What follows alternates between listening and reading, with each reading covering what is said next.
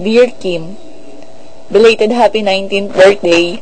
There are lots of people thinking of you on your birthday. I just want you to know that I am one of them. Ahem.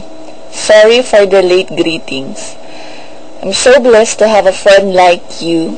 May your celebration be filled with laughter and may good things come into your life. I hope that God will give us many more years of fun and friendship. I love you. Truly yours, Rizalyn.